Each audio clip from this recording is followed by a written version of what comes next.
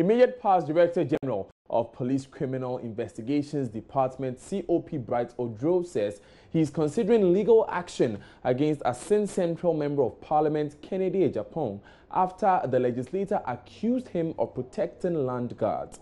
COP Odro, who has been asked to proceed on leave, believes the MP's claim is partly responsible for his dismissal. Kennedy Agyapong has on several platforms accused COP Odro of protecting land guards from investigation and eventual prosecution. He, however, denies these allegations, saying he does not know any of these land guards he's been accused of shielding. At the headquarters, and on one occasion we had to sit on a case that he was also involved in at headquarters. But that man, I think, it's not only during my tenure as Director General CID. I think he has had cases even long before I came to the CID or about land. Land matters are not easy to determine because the determination lies with the court. Unless, of course, somebody beats up somebody or somebody attacks, somebody fraudulently sells land, somebody causes damage. But even when you cause damage, first of all, we need to determine whether you are the owner or not. If you are not the owner, then you can be sent to court for causing damage. COP, if your personality was attacked in the past, you never responded, the police service never responded, and it's gotten to this. Are you going to take any action from today to clear your name, or are you going to leave it just like that? I'm going to look at the tapes.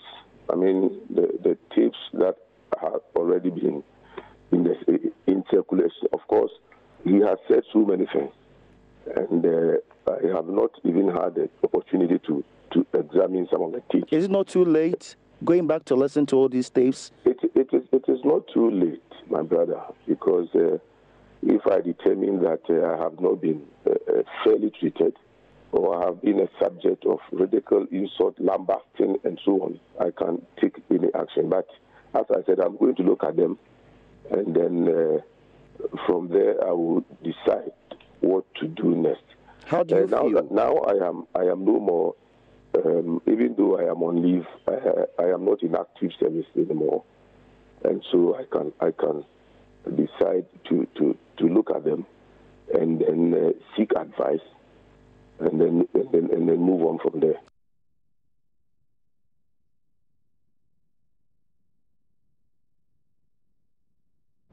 Now, although he admits he was not given any reason for the directive to proceed on leave, the embattled former CID boss says these statements are the obvious reason for the action. There were no reasons assigned to the directive that I should leave office. IG called me last Friday around 4:45 p.m. and then told me that the decision of cabinet was that I should hand over and proceed on my terminal leave. Indeed, I should have started my terminal leave on the 30th of August, but I was supposed to work because my retirement date is 3rd January. And it wasn't unusual that I used my leave because most officers also use their leave to work until the day that they retired. And also, there was nobody appointed to the position. And so I thought I could be allowed to stay until 3rd January and then retire. But I was ordered to hand over. The IGP didn't explain why you've been asked to proceed on leave? He did not. He did not give any reasons. Didn't you ask? He said that it was cabinet decision that I leave office. But from what you said, what do you think are the issues from the little that you've picked up? Why would cabinet direct that you proceed on leave if you've done nothing wrong? I should think this is linked with Kennedy Agyapong's relentless verbal assault on me, which started 3 months into my appointment. For doing what? That I have associated myself with cards, and I have criminals around me.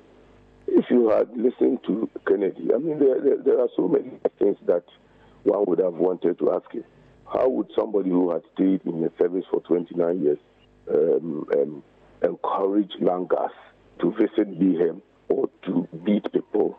I don't know how somebody of my caliber would even be tagged with such a thing. But that was what happened.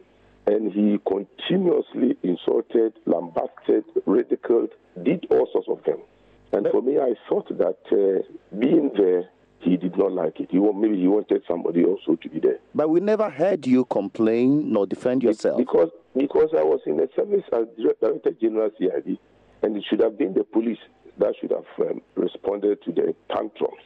But there was no action from our side, even though on some occasions I spoke to the IG and said the man should be invited and then we should also respond. But we thought that he would stop, and we didn't on our part respond to the accusations that he leveled against me. Now, Odro says he's saddened by Cabinet's move as it puts a dent in his otherwise sterling career. I feel so sad, and it pains me. Sad in the sense that 29 years, getting to 30 years, my career is cut short by proceed on leave. Proceed on leave connotes wrongdoing on my part. That is the sad aspect of it. Otherwise, I am okay.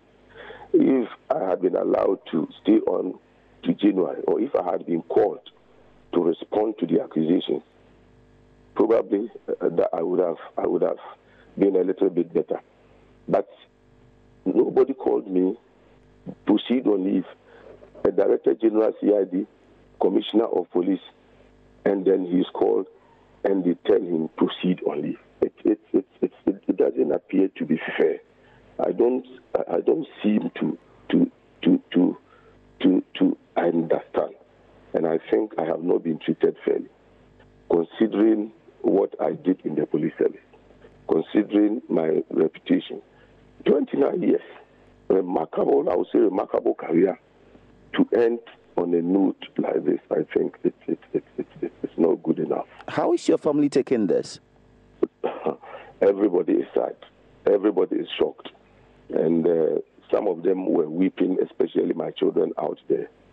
They called me and they were weeping. Not even my children. Some police officers were weeping openly because they know what I have done.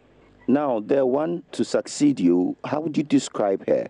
Is she competent enough to take your place? Hardworking. She was supportive, and I will not finger her for any part in this.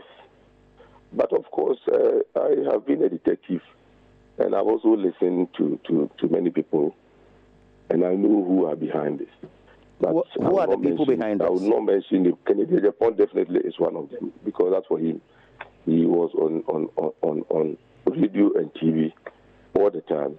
Even last Thursday, he insulted my person and said so many things about me. And so he definitely is one. I need not to mention others, but of course everybody knows that he's one of them. There are others, but I wish everybody well. Anybody who is behind this, I wish him well. I pray for them. COP Bright Odro there speaking to my colleague Seth Kwame Boateng. You're still watching News Desk on Joy News. Stay tuned.